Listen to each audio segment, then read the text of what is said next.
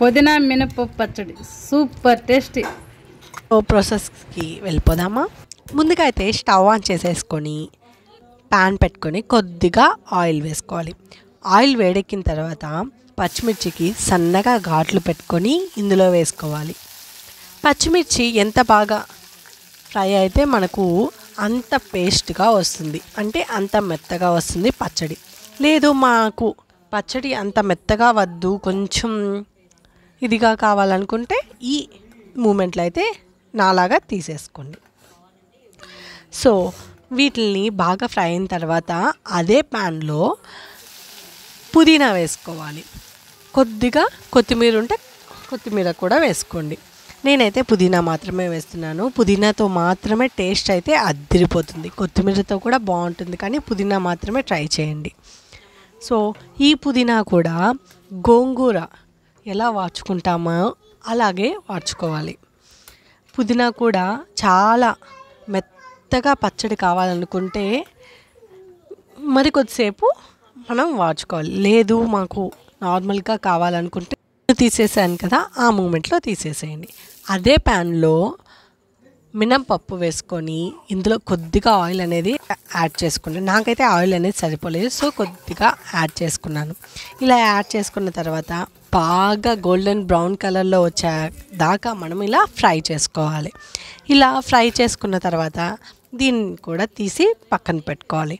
ఇప్పుడు మనము రోల్ని బాగా శుభ్రపరచుకొని మనం రోట్లో వేసుకొని దంచుకోవాలి. రోటి పచ్చడి అంటే ఎంతమందికి ఇష్టమో నాకైతే తెలియదు ఫ్రెండ్స్. రోటి పచ్చడిలో ఉన్నంత టేస్ట్ ఎందులోనూ ఉండదు, అంత బాగుంటుంది.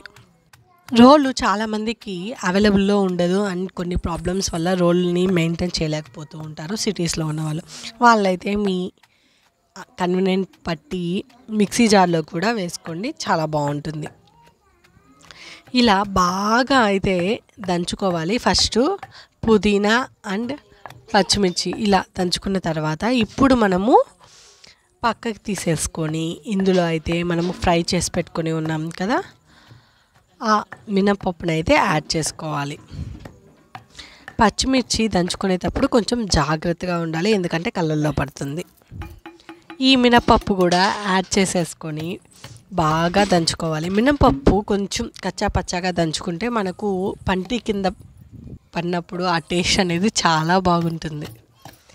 సో ఇందులో అయితే సాల్ట్ కొద్దిగా వేసుకొని అలానే చింతపండు రసం కొద్దిగా వేసుకొని మరొకసారి రుబ్బుకున్నట్టు చేసుకోవాలి, సేమ్ రోకలతోనే. పత్రంతో కాకుండా నార్మల్ మనం చేసుకుంటాం కదా, ఫస్ట్ నుంచి దంచుతూ ఉన్నాం కదా, రోకల్ బండితోనే ఇలా చేసుకోవాలి. పత్రం అవసరమే లేదు, బట్ ఇలా చేసుకునే దానికి కూడా కొంచెం టాలెంట్ అనేది ఉండాలి. ముందుగా అయితే మనకు తెలిసి ఉండాలి. అండ్ ఇది బాగా మెత్తగా అయిపోయిన తర్వాత మనము ఎర్రగడ్డని యాడ్ చేసుకోవాలి.